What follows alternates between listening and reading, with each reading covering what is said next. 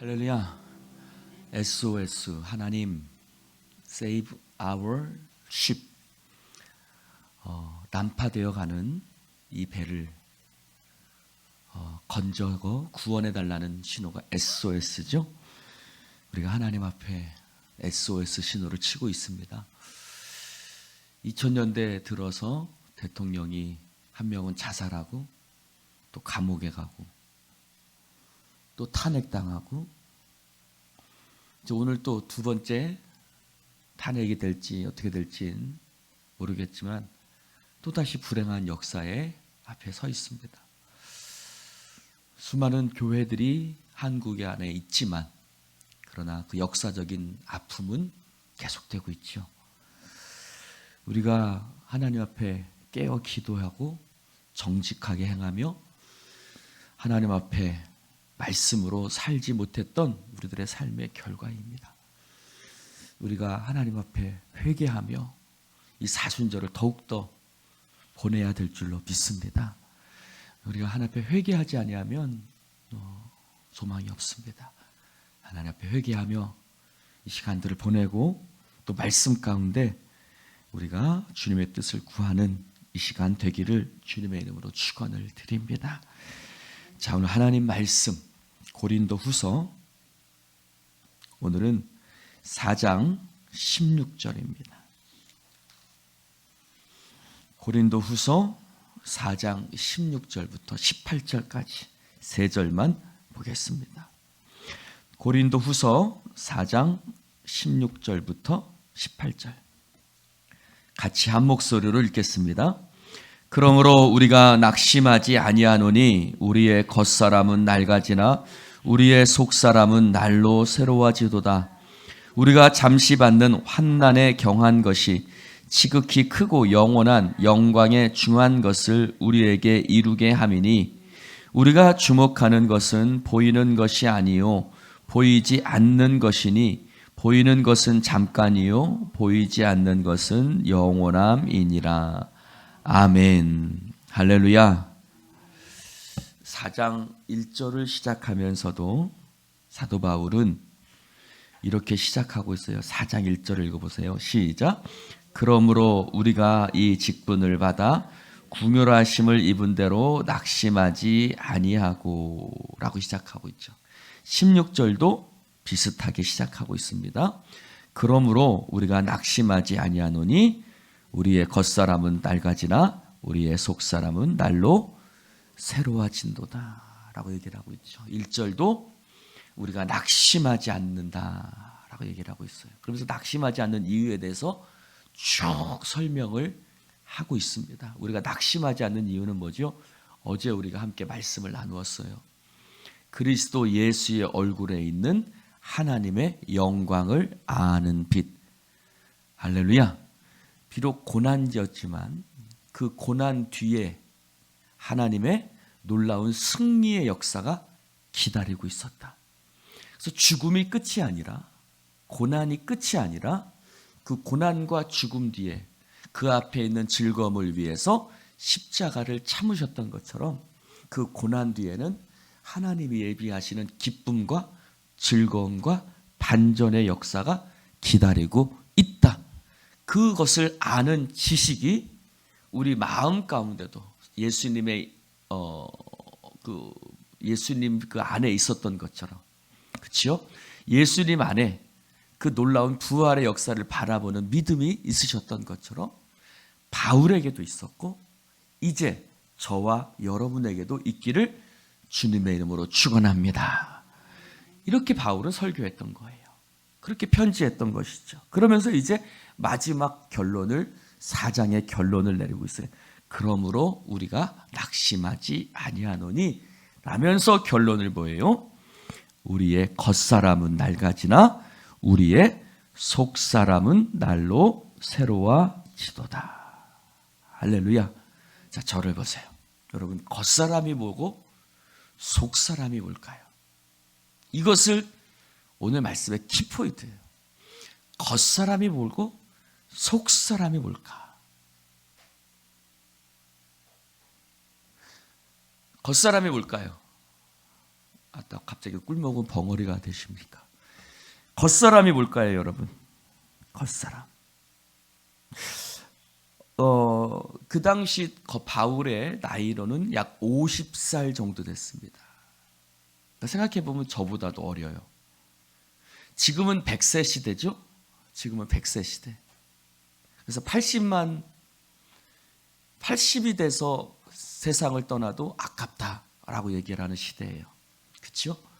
그러나 그때 당시에 50세는 이제 거의 인생의 마지막. 지금도 생각나는 것은 우리 아버지가 40대 후반부터, 저희 아버지께서 40대 후반부터 내가 곧 세상을 떠난다라는 말씀을 하셨던 것이 기억이 나요. 그러니 그때 당시에 50세 정도의 나이는 굉장히 이제 곧 세상을 떠날 그런 나이도 되기도 하지만 또 여러 가지 다른 면도 있습니다. 그가 마게도냐로 떠났다 돌아오는 시기에 이제 고린도 후서를 썼기 때문에 그는 굉장히 고난을 당하고 있던 때이기도 하죠. 그러면 겉사람이 뭘까? 겉사람은 우리가 생각할 때 뭐라고 생각해요? 한국사님, 겉사람은 육체. 그렇죠? 우리의 겉사람은 영어로는 아우터맨이라고 그래요. 겉사람, 우리의 육체를 얘기한다. 물론 우리의 겉사람은 낡아지고 부패하고 얘기하죠. 낡아지죠. 여러분 겉사람 한번 보세요. 낡아졌어요? 안 낡아졌어요? 아이고, 한 권사님은 하나도 안 낡아지셨어요. 네. 여러분 하나도 안 낡아지셨어요. 아까 말씀드렸던 것처럼 옛날 사람들 기준으로 보면 여러분 한 30대 40대밖에 안 보여요. 옆 사람에게 인사합시다. 당신은 아직도 쌩쌩합니다. 할렐루야. 옛날 사람 기준으로 보면 쌩쌩하세요. 나이 먹는 거에 어쩔 수 없지만 여러분의 피부나 여러분의 걷는 것이나 말씀하시는 것은 쌩쌩합니다. 슬아 엄마한테 얘기하죠. 엄마 아직 쌩쌩해. 쌩쌩합니다. 여러분, 그러면 겉사람은 뭘까? 그것만을 얘기할까? 자, 17절을 보세요. 17절을 보면 우리의 잠시 받는 환난에 경한 것이 지극히 크고 영원한 영광에 중한 것을 우리에게 이루게 함이니, 그러면 겉사람은 뭐냐? 단순히 우리의 육체를 얘기하는 것이 아니라 17절에 보니까 잠시 받는 환난에 경한 것. 18절에 보니까 우리가 주목하는 것은 보이는 것이 아니요 보이지 않는 것이니 보이는 것은 잠깐이요 보이지 않는 것은 영원함이라. 즉 겉사람은 지금 내가 받는 환난이고 또 뭐예요? 보여지는 거예요. 할렐루야. 여러분, 나이가 들수록 후패하다는 생각이 들어요. 낡아진다는 생각. 어떤 생각일까요? 죄송합니다. 제가 50이 넘고 나서 제 인생에 대해서 자꾸 내가 뭘 하면서 살았지? 라는 생각이 너무너무 많이 듭니다. 내가 열심히 산 것 같은데 내가 뭐 하면서 살았을까? 라는 생각이 많이 들어요. 여러분, 사도 바울도 그럴 수 있어요. 갈라디아서 6장 17절에 보면 그가 채찍질 당하고 매를 맞고 돌에 맞고 그 생긴 흉터들이 있었어요. 그는 내 몸에 예수의 흔적을 가졌다라고 얘기를 해요. 그는 육체적으로 수없이 많은 고난을 당했어요. 여기서 말하는 육체적으로 겉을 얘기해요. 보여지는 상황을 얘기해요. 오늘 말씀에도 4장 6절에도 보니까 7절에 보니까 사방으로 우겨쌈 당하고 버림받고 거꾸러뜨림 당하고 박해받고 거꾸러뜨리고 답답한 상황 가운데 그는 놓여 있었어요. 또 고린도 후서 11장에 보면 옥에 갇히고 매맞고 배가 파선하고 위협을 당하고 굶주리고 그런 모든 것들을 겉사람이라고 얘기를 하는 거예요. 겉사람. 기대에 미치지 못하는 거예요. 여러분, 여러분의 지금 우리의 겉사람은 기대에 미치지 못하죠. 사실 우리 교회의 모습도 기대에 미치지 못해요. 사실 우리가 이곳을 떠나갔다가 다시 돌아왔죠. 떠날 때는 더 큰 꿈과 비전을 갖고 떠났고, 그러나 생각지 못한 일들이 우리 가운데 일어났고, 우리가 이곳에서 지금 다시 예배를 드리고 있는데, 그것이 겉사람이에요. 겉사람은 후패하나 낡아지나. 여러분, 그 겉사람은 낙심할 수밖에 없어요.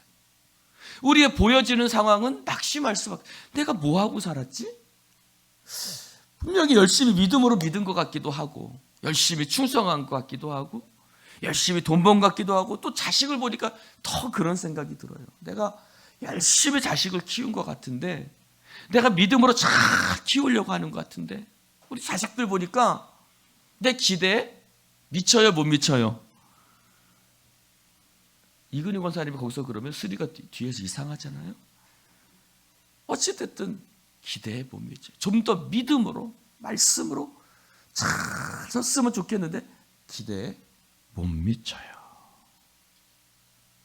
그래서 그는 낙심한다라고 그러지만 낙심하지 않는다고 그래요. 낙심할 수밖에 없는 것 같지만 낙심하지 않아요. 왜? 후패하니까, 내 기대에 못 미치니까, 내 생각대로 안 풀려지니까 낙심할 수밖에 없는데 낙심하지 않아요.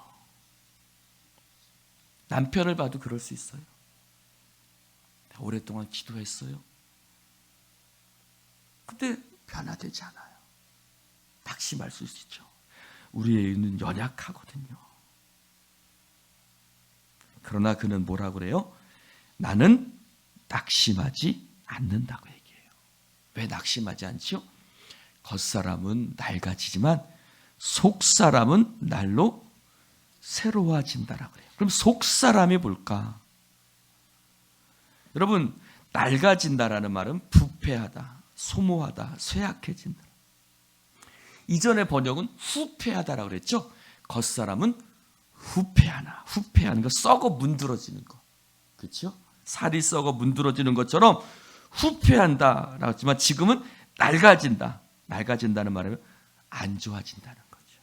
소망이 없고 점점 안 좋아지는 것을 낡아진다라고 표현하는 거예요. 아니, 점점 좋아져야 될 텐데, 그렇죠? 살면 살수록 좋아져야 되잖아요.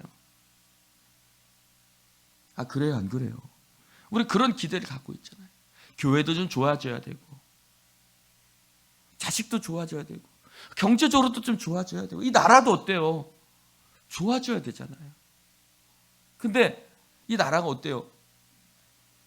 민주화 운동을 하고 데모를 하고 그랬던 것들이 오히려 지금 와서 보면 그게 무슨 의미가 있나? 저도 뭐 데모하기도 하고 막 학생 운동도 하고 했습니다만 그런 것들이 무슨 의미가 있나? 오히려 거꾸로 가버리는, 이승만 때보다도 더 못한, 어떻게 2024년도에 그런 일이 있을 수 있을까 싶죠. 이게 우리가 생각한 대한민국인가? 우리가 만들려고 했던 대한민국인가? 아니에요. 낡아졌어요. 낡아졌어요. 거꾸로뜨림을 당한다라는 표현들이 있어요. 이 말은 레슬링 할 때 표현이에요. 레슬링 할 때 어떻게 해요? 갖다 맺혀버리죠. 빠떼루라고 해요. 올림픽에서 표현. 갖다 맺히는 것을 거꾸로뜨린다. 우리나라가 지금 거꾸로졌어요. 거꾸로졌어요. 근데 바울은 낙심하지 않는데. 할렐루야. 옆 사람에게 인사합시다. 낙심하지 맙시다. 그럼 낙심하지 않는 이유가 있겠죠. 그가 낙심하지 않는 이유는 뭘까요? 속 사람은 날로 새로워지기 때문에. 여기서 속사람이 뭘까요? 속사람은 아나카이노타이라는 말이에요. 아나라는 말은 위로라는 말이에요. 위로. 위아래 말할 때 위로. 제가 지난 주일날 uphold라는, 하나님 우리를 붙들어 주신다는 말이 uphold, 위에서 붙들어 주신다라는 표현을 썼죠. 근데 이 새로워진다라는 말이 무슨 말이냐면 위로라는 말과 새로움이라는 단어가 합쳐진 말이에요. 즉 우리의 새로움은 어디서 오느냐? 그가 낙심하지 않는 이유는 위를 바라보기 때문이에요. 하나님을 바라보기 때문에. 할렐루야. 그가 위태로운 여러 가지 고난, 관계, 여러 가지 환경, 상황, 그것을 보면 낙심할 수밖에 없어요. 어떻게 이러지? 내가 뭘 했지? 낙심할 수밖에 없어요. 근데 그 속에서도 흔들리지 않고 그가 낙심하지 않는 이유가 무엇이냐면 어디를 바라봐요? 위를 바라보기 때문에. 할렐루야. 그는 위를 바라보기 때문에, 하나님을 바라보기 때문에, 자기 자신이나 이 상황을 바라보는 것이 아니라 하나님을 바라보기 때문에 낙심하지 않아요. 여러분, 바라봄의 법칙이라는 말이 있죠. 무엇을 바라보느냐. 무엇을 바라보느냐. 예수님이 이미 말씀하셨어요. 세상 속에서는 너희가 환난을 당한다. 여러분, 우리는 세상 속에서 환난을 당해요. 야고보 사도도 뭐라 그래요? 너희가 여러 가지 시험을 만나거든 온전히 기쁘게 여기라. 이는 너희 믿음의 시련이 인내를 만들어낸 줄 너희가 알미라.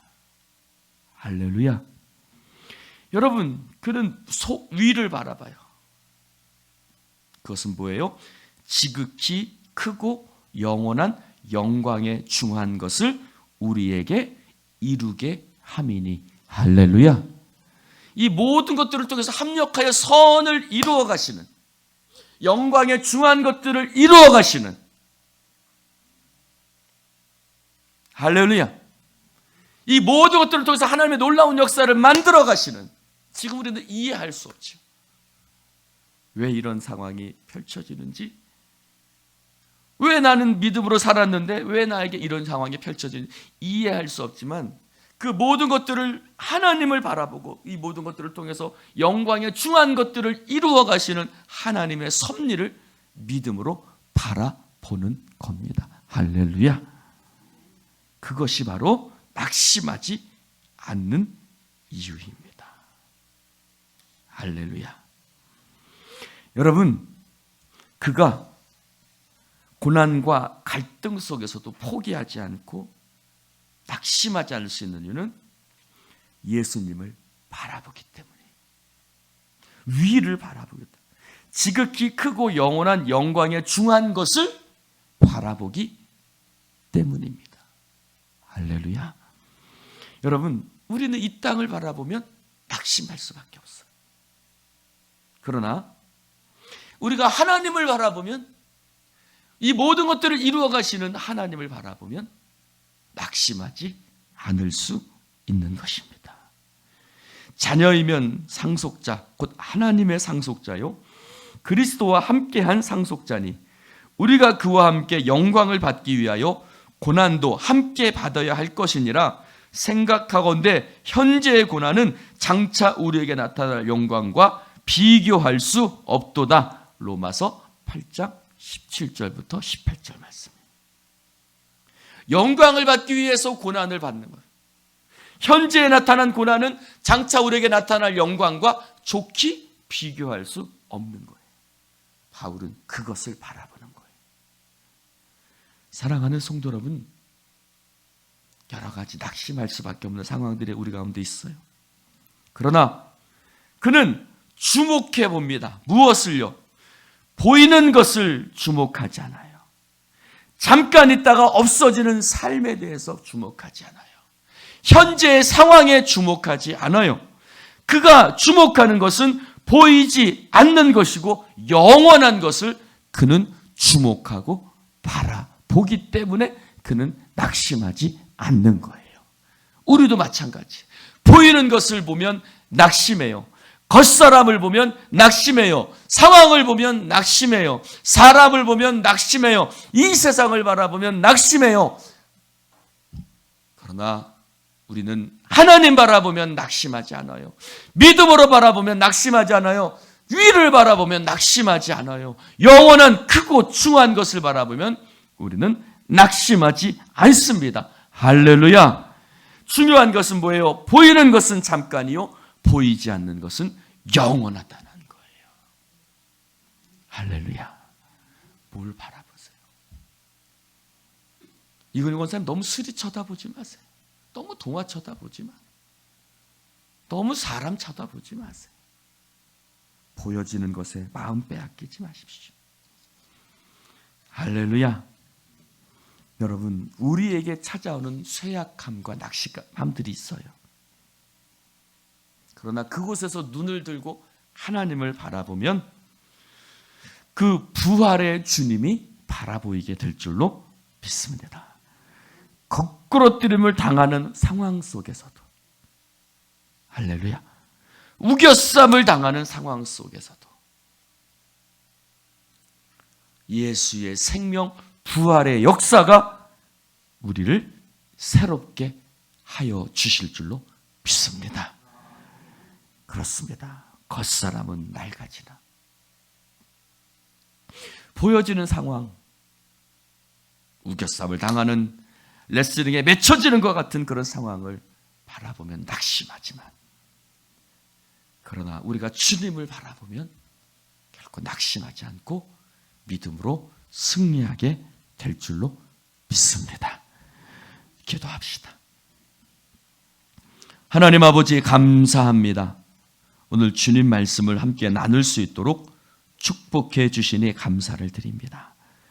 성령이여 기름 부으시고 주의 은혜로 우리를 붙들어 주셔서 날마다 주님의 붙들어 주심 가운데 믿음으로 살아가는 하나님의 백성들 되어지게 하여 주시옵소서. 이근희 권사님, 사랑으로 인도하시는 주님께 감사를 드립니다. 또 무명으로, 아마도 허준원 전도사님의 글씨 같은데, 매일 삶 속에 주님의 손으로 우리를 붙들어 살게 하시니 감사합니다. 하나님, 오늘 역사적인 날입니다. 그런데 좋은 역사적인 날이 아니라 너무나도 부끄러운 역사적인 날. 수많은 수고와 애씀이 왜 이런 상황밖에 만들어내지 못했는가 하는 자책이 찾아올 수밖에 없는, 낙심이 찾아올 수밖에 없는 그런 날. 그러나 우리는 우리의 눈을 들어 주님을 바라보며 후패해지고 낡아지는 겉사람을 쳐다보는 것이 아니라 크고 중한 영원한 것을 이루어 가시는 하나님 아버지를 믿음으로 바라보게 하여 주시옵소서. 부활의 주님, 우리 가운데 놀라운 역사를 만들어 가시는 주님을 믿음으로 소망하며 바라보게 하시고, 그러므로 말미암아 낙심이 아니라 담대함으로 나아가는 하나님의 백성들 되어지게 하여 주시옵소서. 우리는 새약해지나 새로워진다고 고백하는 바울의 고백이 우리의 고백이 되어지게 하여 주시옵소서. 주님이 강한 팔로 우리를 붙들어 주시고 품어 주시고 우리를 대신하여 싸워 주시는 줄로 믿습니다. 성령님, 우리 가운데 함께 하시고 도와 주시옵소서. 예수님의 이름으로 축복하며 기도드리옵나이다. 아멘.